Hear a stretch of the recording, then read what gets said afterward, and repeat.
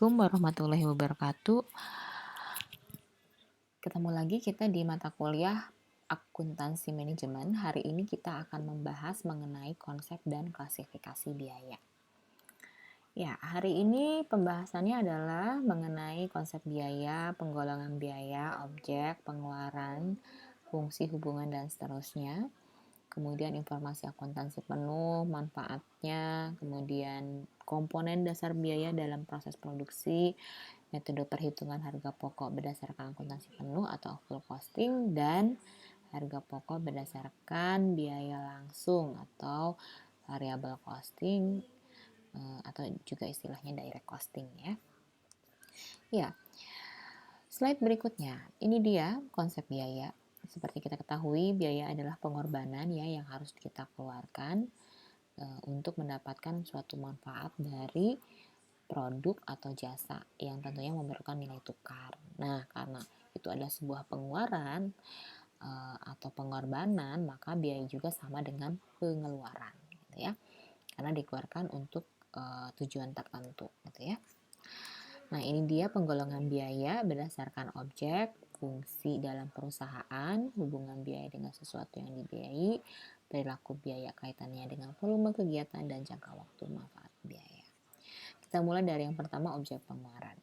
Biasanya biaya itu disesuaikan dengan objek yang kita keluarkan. Misalkan untuk membeli bahan baku, gitu ya, maka namanya adalah biaya bahan baku.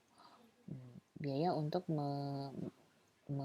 dikeluarkan untuk membayar tenaga kerja, maka namanya biaya tenaga kerja. Jadi sesuaikan dengan objek pengeluarannya. Kemudian fungsi biaya dalam perusahaan. Jika dalam perusahaan itu ada bagian produksi, pemasaran, administrasi, dan seterusnya, bagian litbang gitu ya, maka ini disesuaikan dengan bagian-bagiannya dalam perusahaan. Jika itu adalah bagian produksi, maka namanya biaya produksi. Di bagian pemasaran, maka namanya biaya pemasaran, dan seterusnya ya. Jadi disesuaikan dengan dalam posisinya dalam perusahaan tersebut, bagian dalam perusahaan tersebut. Nah, ini hubungan biaya dengan sesuatu yang dibiayai.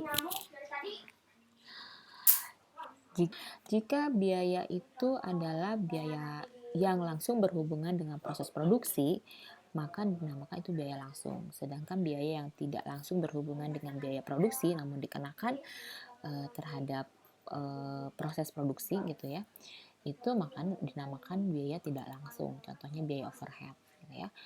Ini adalah termasuk dalam biaya tidak langsung ya. Kemudian perilaku biaya kaitannya dengan volume kegiatan. Nah, ada yang namanya biaya tetap. Jadi biaya yang dikeluarkan baik itu ada maupun tidak ada proses produksi. Misalnya biaya atau biaya penyusutan gitu ya. Nah, kemudian ada pula namanya biaya semi tetap. Jadi tergantung dari yang dikeluarkan gitu ya.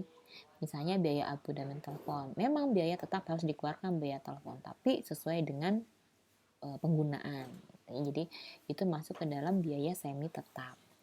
Ada pula namanya biaya variabel. Jadi biaya ini disesuaikan dengan jumlah produk yang diproses. Contoh misalnya pada saat ada lembur itu kan biaya variabel karena ada peningkatan produksi, maka perlu dikeluarkan biaya tersebut gitu ya, misalnya tenaga kerja atau material gitu ya.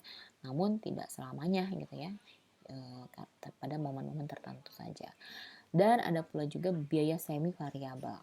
Kalau ini biayanya tidak ada hubungannya dengan proses produksi, tapi harus dikeluarkan. Contoh, untuk mendongkrak penjualan maka dikeluarkan biaya pembelian pamflet gitu ya, atau biaya pembuatan poster. Nah, itu masuk ke dalam biaya semi variabel gitu ya.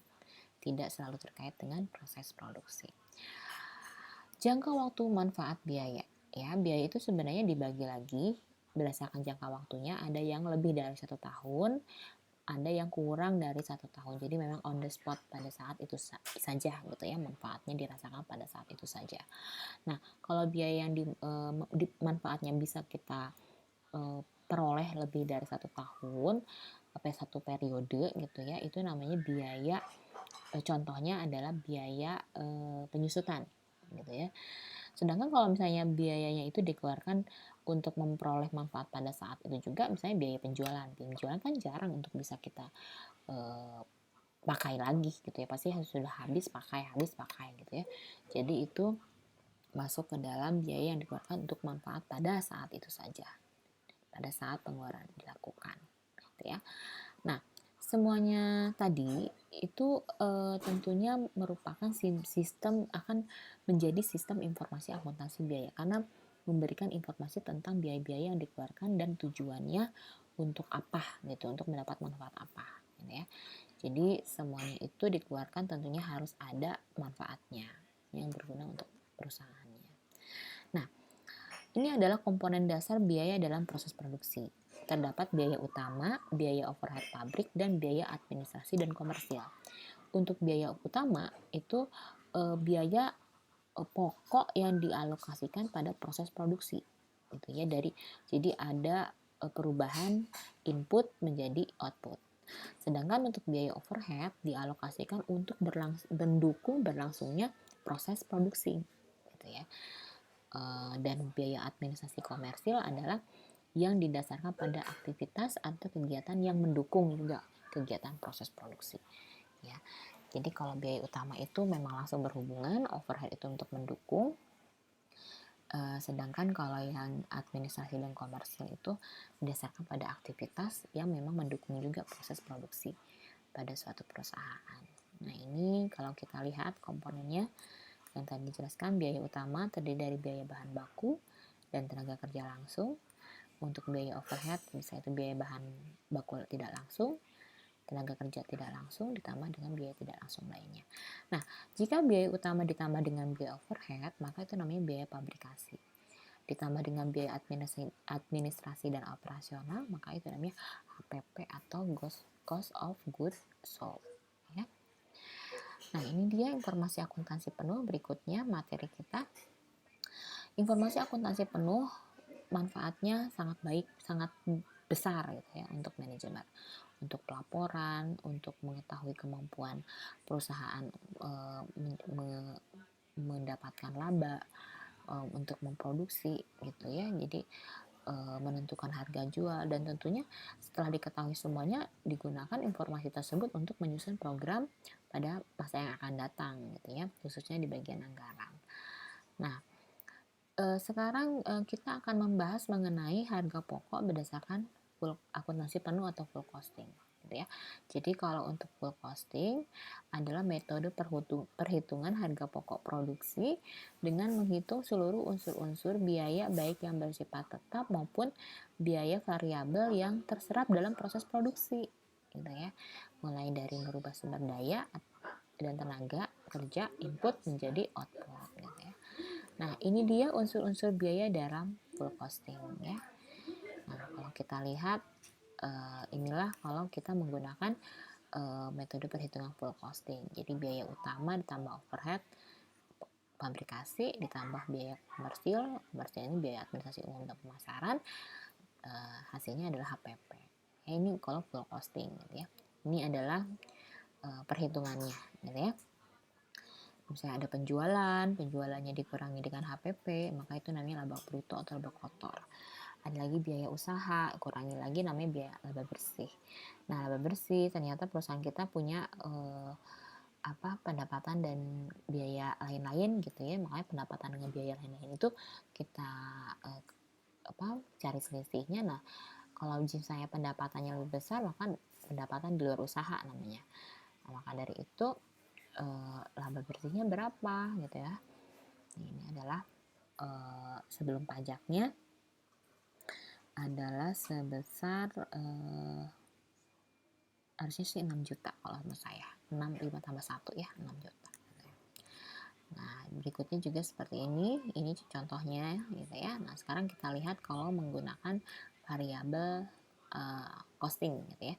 Nah, kalau untuk variabel costing, metode perhitungannya adalah dengan menghitung biaya produksi yang berperilaku variabel ke harga pokok produk, ya, yakni mengalokasikan biaya variabel saja dalam proses produksi, sedangkan biaya tetapnya tidak. Jadi kita hanya ngambilnya variabel saja.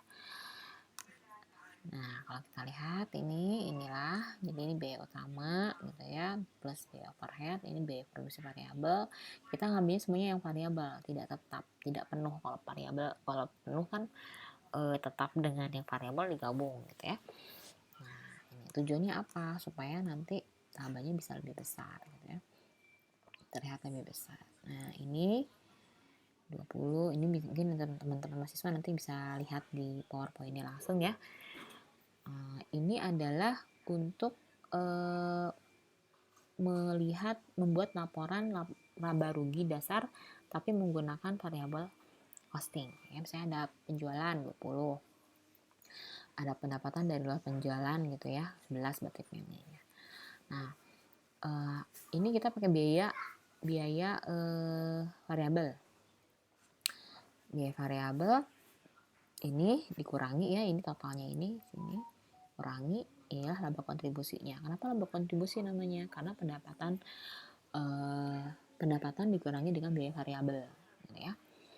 Nah, kalau misalnya udah laba kontribusi ini kita kurangi dengan biaya-biaya tetap lainnya gitu ya. Biaya tetap yang misalnya kita ada dari tetap bagian, misalnya perusahaan kita ada cabang dari perusahaan yang di pusat. Nah, kalau misalnya ternyata pusat itu menjadi biaya tetap kita harus kurangin. Nah, totalnya ini. Nah, ini baru dikatakan laba bersih divisi. Jadi laba kontribusi dikurangi dengan biaya tetap. Nah, kalau misalnya yang diminta dalam sebuah kasus itu adalah laba kontribusi, maka ini jawabannya. Okay. Tapi kalau misalnya diminta adalah laba bersih, ini jawabannya. Kita dikurangi lagi dengan biaya tetapnya, gitu ya.